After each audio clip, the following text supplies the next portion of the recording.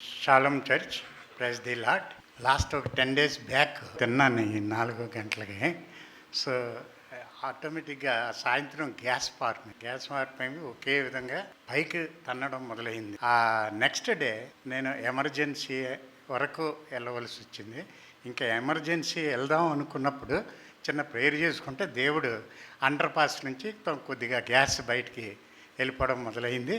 తర్వాత ఎమర్జెన్సీ వెళ్ళకుండా next day మేము డాక్టర్ని కన్సల్ట్ చేస్తే ముందు చెస్ట్లో ఎక్స్రే చేసుకుని రమ్మన్నారు. చెస్ట్ ఎక్స్రే తీస్తే దాని నిండా గ్యాస్ ఉంది. సో హాస్పిటల్కి వెళ్తే హాస్పిటల్లో దగ్గర ఒక 8-9 టెస్టులు రాశారు. అన్నీ చిన్న పెద్ద పెద్ద టెస్టులే. సో ఆ టెస్టులన్నీ చేయిస్తే దేవుని కృప వల్ల ఎటువంటి ప్రాబ్లము లేదు.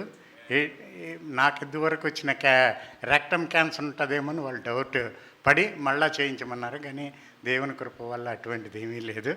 నేను హాస్పిటల్లో ఉండగా మన పాస్టర్ గారు ఎన్నోసార్లు ప్రేయర్ చేశారు. హాస్పిటల్లో ఉండగా కూడా ప్రేయర్ చేశారు. ఆయనకి నాకు కూడా నా హృదయపూర్వక ధన్యవాదాలు.